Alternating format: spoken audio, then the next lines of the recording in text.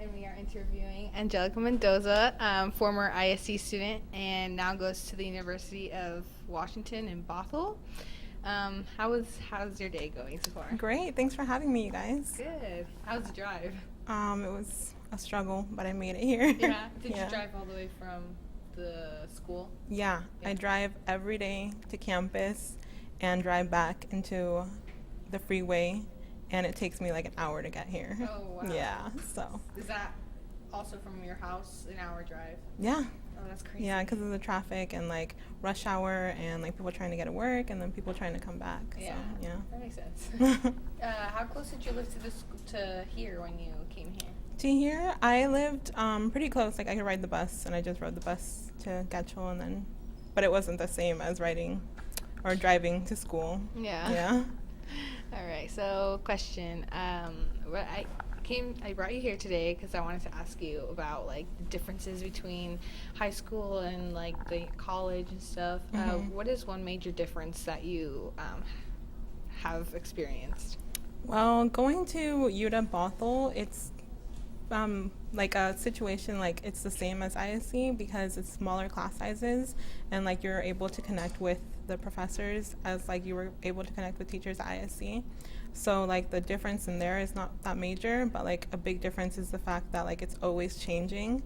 So you don't really get to build relationships with your peers as much because like people are graduating at like different times and like people are doing different majors, so you don't get to take the same classes. So that's kind of hard building those relationships, so you have to build connections outside of classrooms. But other than that, like it's pretty similar, and that's why I think I chose the Bothell location instead of Seattle. Nice. Yeah. Would you say you have a certain group of people that you've stuck with since you got there? Oh yeah. Yeah. So when I first started going to like orientations at UW Bothell, I signed up for like a leadership camp, and so like a group of students that identified as leaders at their like high schools or like someone that would be interested in being a leader on campus like got informed on like how to sign up for the camp. And so we all went to camp for like a couple of days, and we all like built relationships off of that. So when we went to classes, we all had like similar classes together, so then we built relationships off of that. And so then from that, like we always hang out like after classes, or like we text each other like, is this professor good, like should we take this class or not, or like have you taken this final, like how can you help me out? And so like from that you build those relationships, and so you stay with those people. Right. Yeah. Did you stay with anyone from high school? I went to UW Bothell with some people from ISC, but we all have like different majors, so we don't really see each other that often. But I see like some students that like graduated last year that came to campus this quarter, and like I see them around, and I'm like, we should carpool because we need to save gas and time and like connect from that. So yeah. Nice. So you drive up there every day. Is there any like dorms available or? There's dorms on campus, but since we're like a commuter campus and we're like much smaller, like everyone drives, everyone takes the bus, and like the dorms there are really small. Oh, okay. So like people don't really like living there because there's nothing really around campus. Like we have to drive like to Alderwood Mall or like to other places. So everyone like lives in Seattle, or like everyone lives up north. So we all lived in different locations. Okay. Yeah. So you say that you are in different classes than some of your friends that you came to school with. What did you major in? I recently got accepted last quarter to my major. I'm a media and communications major. ISC had nothing to do with that. But so I'm doing communications because I want to do something for Latinas in the media. I want to do something for women of color in the media because it's important to have someone to look up to in the media. Like I always say, we don't all look like Jennifer Lopez or Sofia Vergara. Yeah. And so I want to have like a positive message that I can send out to girls that are watching on TV and like other women of color who don't know what like their worth is, or like they don't think that they're like powerful enough to do something for the community. So I want to be able to push them to do something like that, or just to be a voice in their fields, like whatever they choose. Like I have my friends on campus that are going to different fields, and I tell them like, if you want to be a doctor, you can be a doctor. You don't have to look a certain way, or you don't have to have like a certain like passion to do like just things because of who you are, where you come from, you know. Right. So like that's what I want to do with my major. Yeah. So you said you want someone to have all the women look up to and stuff. Mm-hmm. Do you have someone that you look up to? Well, that's something that pushes me to do this. Like, I never had someone that I could look up to on TV to, like, inspire me to do stuff. So, like, right now, the only person that I can think of that inspires me, like, full on has always been my mom. And so, like, I've always searched for someone who, like, is like my mom on TV, but there's no one, right? So I'm like, I need to be that person for someone, or like I can be that person for someone, or I can inspire someone like that, you know? Mm-hmm. So like I'm doing more research on like women who made an impact or are breaking barriers, like Lupita Nyong'o or like Ana Navarro, like women who are like not really recognized and that are different on media. Those are like the women that are inspiring me. So yeah. How did you get interested in the whole Latin? Well, like you said, you were inspired by your mom and like not seeing it on TV and stuff. But why did you choose to do that? Like focus like on helping the community, the Latin community. I think the fact that there's like lack of resources or like there's so much stereotypes that are like enforced on our culture, I feel like. So like we don't have the ability to break those barriers.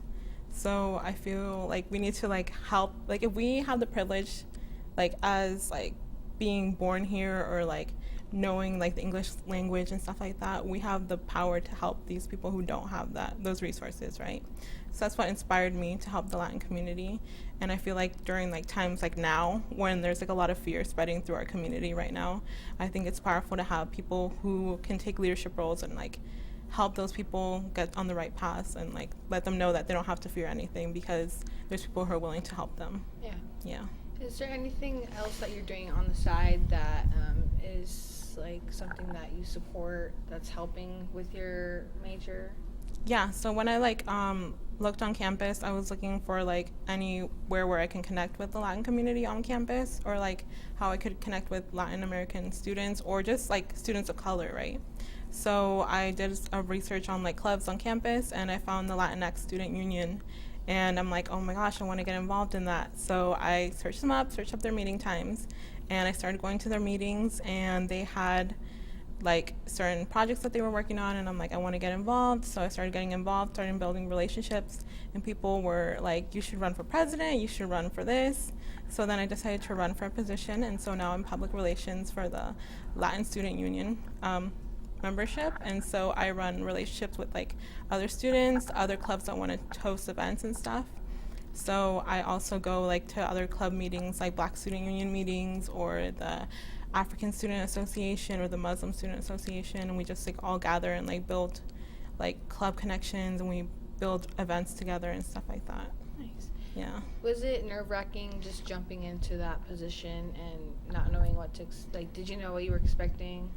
I think ISC helped me a lot in that way. Like when I was here at ISC, I did a lot of leadership roles and I did a lot of like prefect and house involvement and stuff like that, and that built me to be like a leader to inspire other people. And so like I'm already used to like doing a lot of leadership work, so just jumping in there, I knew that I could be able to help people out. And like seeing how people were able to build relationships with me, like I knew I was going to be able to help other people, and like people having my back and people pushing me and telling me like, we need someone like you to help us out. And so me being able to help those people inspired me, and like I don't have lack of confidence in that area, knowing that I'm helping someone out, you know? Right. All right, we'll get back to that in a second. We're going to take a little commercial break with a segment called Blind Date. I was trying to figure out a segue and I couldn't figure it out. Hey, have you seen a girl with like brown hair, brown eyes, like 6 foot or so? I haven't, but I've seen a person kind of that looks like that. The guy behind me.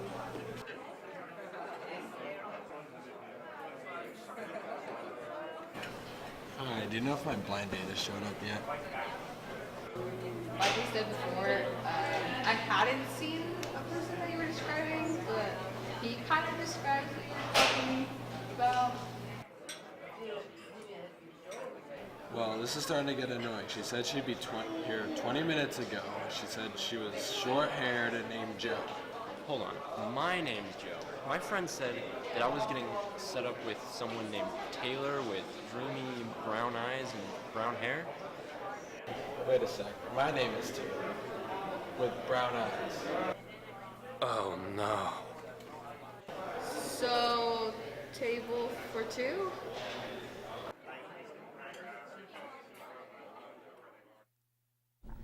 Hello, welcome back once again. My name is Celine Ferreira, here with my co-host Joe, and we're interviewing Angelica Mendoza.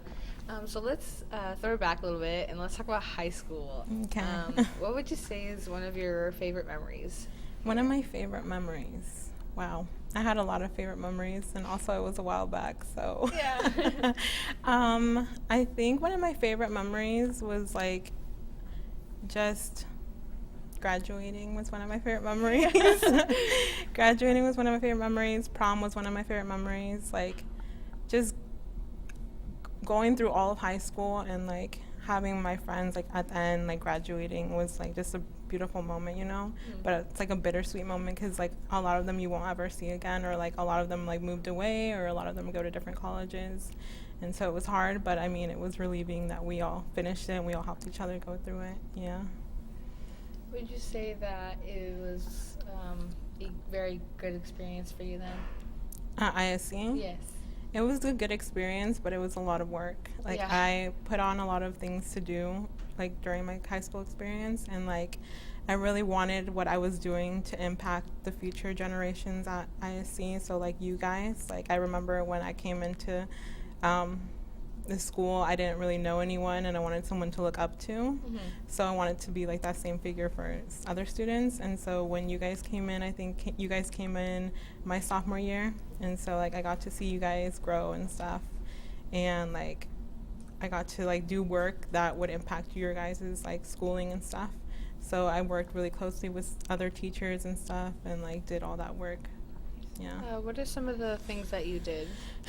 At ISC? Yes. We did a lot. We did a lot during like leadership. We did a lot during like house meetings when we would do like events and stuff, and we would plan that. I think I was vice president for Gamma House. Nice. And I was a prefect multiple times, and I was a mentor for multiple students at ISC.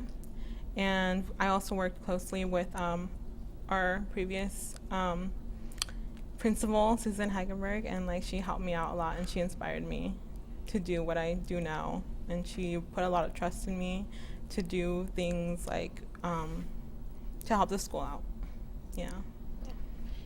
For those who don't know what the house system is, do you think you could explain it a little bit?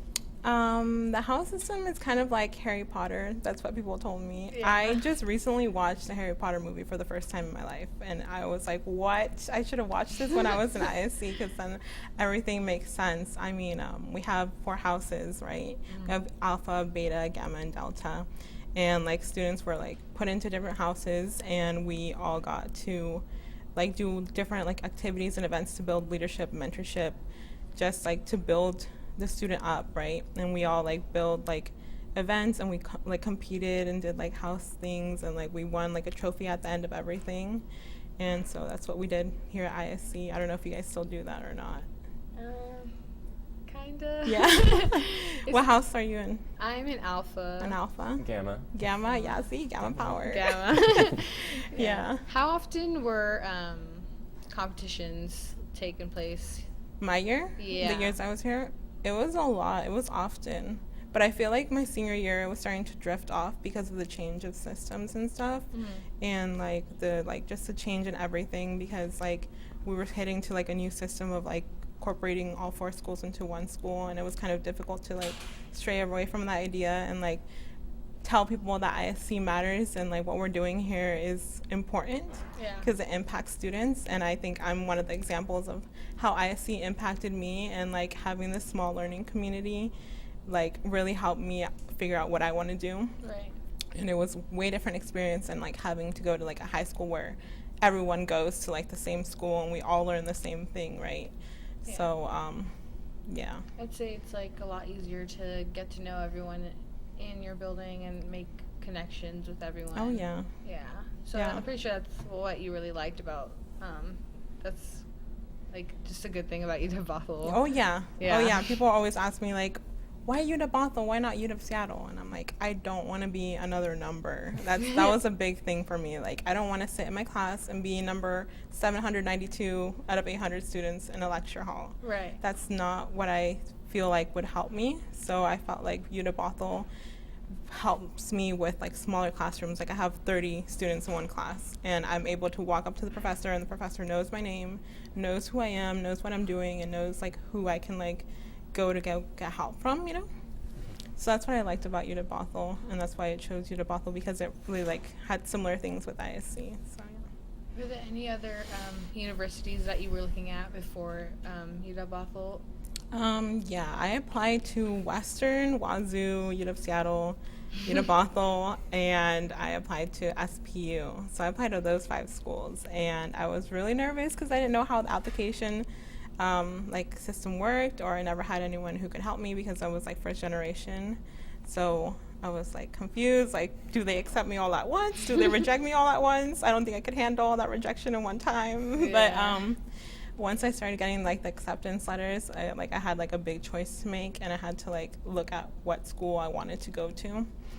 But UW Bothell just had me. I'm like, why wouldn't you go to UW Bothell when it's so much closer? You save so much money, like commute wise. Like you don't have to go live on campus somewhere else, or like you get to still be with your family, you know. So that's like a big impact on me to like be able to be close to my family. And so so UW Bothell was the choice to go. Like I didn't care what other schools were offering me. Like you get a UW degree. Like you get the same paper UW Seattle gets. You get the same paper UW Tacoma gets. Like they're just different locations. So it's the same. It's great value. Now, would you go to UW Bothell if your family was like out of the equation, sort of? Like if that wasn't a big influence for you? Yeah, I think so. Yeah, I don't think I could be able to go other places. Like, I was told to go to Wazoo because they have like a great communications program and stuff. But I feel like UW Bothell was something new, and UW Bothell would give me the opportunity to do something on campus and get recognized for it. Because like if you go to UW Seattle or like Wazoo, no one's gonna know who you are. No one's really gonna care what you're doing, you know. And I saw UW Bothell was new, and like things were going on, and like things needed to be done, and that's what I wanted to do, like get things going on campus so that people could go to that school. So it looks like there's a lot of research that had to be done to like go looking at the schools and like what programs and stuff and what best fit you. Yeah, I was always online searching stuff, and I still am. Like Google Docs is like my favorite like app to use. Like you'd be surprised at the amount of people that don't know what Google Docs is, and like ISC was like Google Docs all the time. Right. So I have like 1,000 documents on Google Docs, and people are like, what is that? And they're like, we want to learn. So I help them out with Google Docs, and like it saves everyone time. Nice. So yeah. Talking about Google, we actually have a segment called If Google Was Your Girlfriend. So Okay, cool.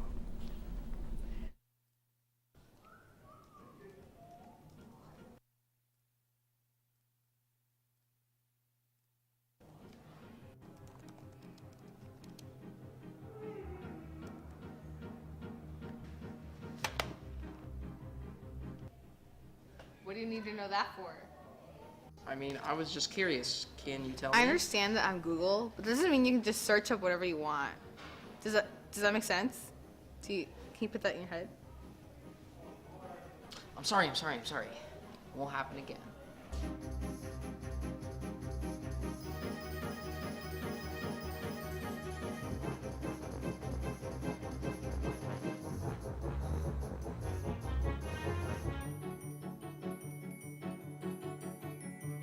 What are you doing? Why are you looking that up? Weren't you watching the game? Why are you making me work to go look at that for you? Why? I just forgot. Yeah. Okay. Whatever. I'll be back.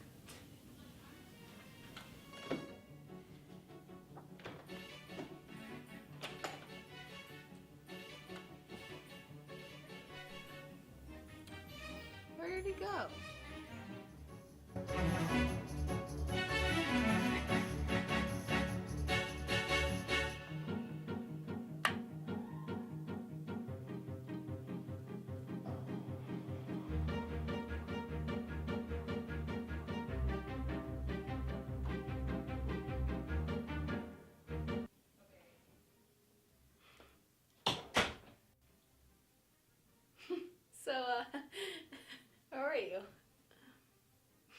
trying to get away from you. What, see this phone? I'm done. It would be. No, wait, come back. Welcome back to Charge to Chat. Before we left on the break, we were talking about like all the schools that you were looking at and what were big factors to choosing them. I have a question about the UW Bothell. Okay. So because it's a smaller like version of like the actual UW Seattle, let's say you chose like I don't know, like a science major or something, would you have to go to the actual school to go to classes there, or do they have like most programs at the UW Bothell? We have like most of the majors, but there's like certain like little majors, like you want to go to zoology, you might have to go to UW Seattle. But we have like big majors, and like for like what were you saying, like science and stuff, like we have a STEM building for like those majors and stuff. But if you want to take like crossover classes, you can take classes at UW Seattle. You just have to fill out some paperwork and like just go over there. But then you would have to drive from Bothell to Seattle, Seattle to Bothell, and then remember when your classes are and stuff like that. But that's totally like a possibility. So you can like do either way. Like you can go to Tacoma even if you want to. So, yeah. What does your schedule look like? Well, I just finished my finals for my winter quarter, so I'm happy about that. But next quarter, I'm going to have a really hectic schedule. I'm going to have like classes from like 11 to 5:30. Oh, wow. Yeah, on like Mondays and Wednesdays. And then Tuesdays and Thursdays, I'll have like a class from like 1 to 3. But I'll like have 2-hour gap periods where like I'll work on like Latino Student Union, and I'll do meetings for that. And then other work that I have to do on campus. Like we're just recently opening a diversity center on campus, something that we didn't have before, which is something that I fought for along other peers who are doing like a lot of unpaid labor like at school to get resources for like minoritized groups. So that being LGBTQIA groups, that being people of color groups, that being like disabled groups, students with children, like we need resources for them, and that's something that UW Bothell hasn't been able to provide for them. So we're fighting for that center, and we just got approved recently. So we're building that center right now. So I'm going to be doing a lot of work for that center next quarter, and like finding resources for those individual students and stuff like that. What were some obstacles that were in the way of getting the building? The building? Yeah. I feel like it was really hard to fight with like administration, like letting them know why it was important, because we have like people, like another group that was fighting for the same space, but they wanted a cafeteria on campus because we don't have that many food options. So we're fighting like either we get a lunchroom or we get a diversity center. And like for the diversity center at UW Seattle, they had to fight for a couple of years, and like a lot of students had to do walkouts, protests, and stuff like that. We did a walkout right after the election because it was a time where we were like, we need a center. People are gonna start having like fear in their communities. People need to know where to go for help, and we don't have that on campus. So the administration finally heard our like complaints and our demands, and they were able to give us a small space that we're planning on building, and we're gonna grow from that building, and we're gonna have like resources for those students. So like an obstacle is like having like administration hear us out and hear our problems. Right. So How many people do you think did the walkout? There was like 400 people there. Wow. Yeah. And like we were amazed by the turnout because we didn't know how many people were going to come out, because we planned it 3 days. In 3 days. Like wow. we were like panicking because I had never done a walkout before. Like that was like, whoa, what am I supposed to do? Like I don't want to get in trouble or anything, but I knew that in my heart like it was something that needed to be done. So I felt like I needed support from students, and if the support was there, I could do it. And I got support from students, I got support from faculty, from staff. My professors were out there standing with us. They walked out of their classes, they canceled their classes, they told their classes to come out with them. So that was really powerful. And like we had Bothell Police Department like helping us out, making sure that no one interacted with us or like told us anything bad or anything. Okay. But I mean, you're always gonna have someone from the other side like complaining about it, right? Mm-hmm. So we did have to encounter some problems there, but we had our voice heard. They heard what we were trying to fight for. That's amazing, actually. Yeah. by when do you think the building is gonna be put up? Well, they're not giving us a building. Okay, sorry. No, it's okay. It's okay. I mean, we need a building. Okay. So that's something that we're still fighting for. Like, the fight is not over. Like, we're still going to push for it because they think that they can just give us, like, a small room and that's it. But we need more than just a small room. So they're giving us, like, 4 office, like, spaces that we can take over and, like, start helping students out. And that starts next month. So right now they're in the hiring process of looking for people who are going to work in the Diversity Center. And so I want to be part of the committee that helps, like, decide who's going to work there. So that's what I'm doing right now. Right. So that's what we're doing. So it should be next month. And then from there, we're going to keep on growing and decide what we're going to do from there. Yeah. Will you be like, do you think that this is going to be kind of like the battle will be won by the time you graduate, or? I hope so. I want it to be. I mean, I try to stay optimistic about it. But I mean, like, I have peers who are graduating this quarter and they've been fighting for it since their freshman year. And it's like a struggle that, like, you have to keep on, like, fighting for budgets and fighting for, like, what needs to go on and what needs to be, like, heard. And, like, the students' voices are not being heard at certain points. So we have to use different types of media to get our, like, voices heard, like, get written into the newspaper on campus, like, get our voices on the radio, get our voices on the news, like, have other people, like, listen to us, and then the school will listen to us. So it's kind of like a struggle there.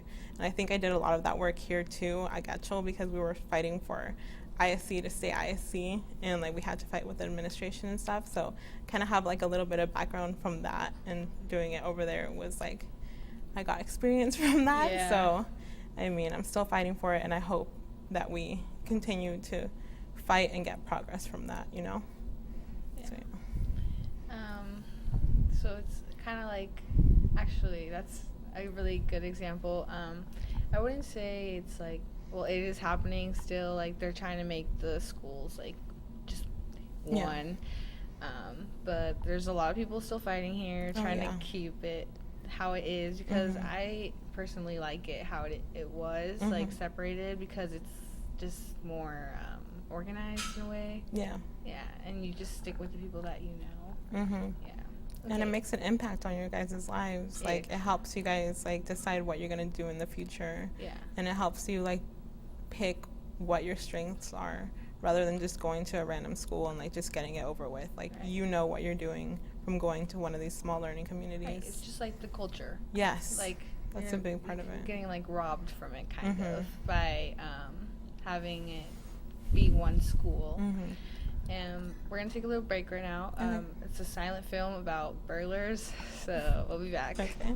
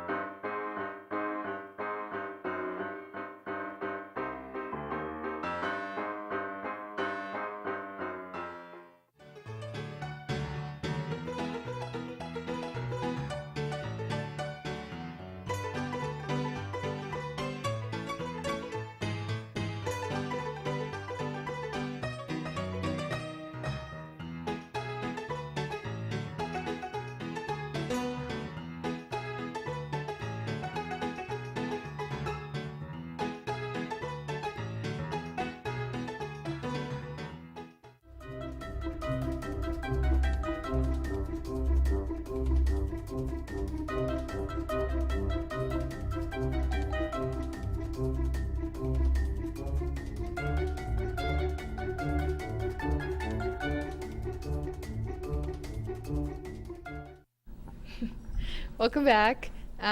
We're here with Angelica Mendoza. We have come to an end of our show today. It was a great pleasure having you here. Is there any final thoughts or advice that you have for anyone watching? Yeah, like, first of all, I want to thank you guys for having me on the show. It was a great experience to come back and, like, see everyone. I mean, like, advice I would have is, like, fight for your voices to be heard no matter where you're at. The cycle is going to keep going. The fight is still going to keep going. And, like, if you want something done, you have to go get it yourself. And, like, you have to, like, find your group that's going to help you and support you and have that support system. And, like, know that you can break whatever barrier you set yourself to do. And I know that's kind of cliche or whatever, but I mean, like, it's worth fighting for, because other people, like, after you're going to get to go through that experience thanks to you. So that's what I would recommend people to do, is just fight for your voice to be heard and just break barriers wherever you see them. So, That's yeah. really good advice, and I'm going to take that. Okay. Yeah. All right. Well, thank you for watching.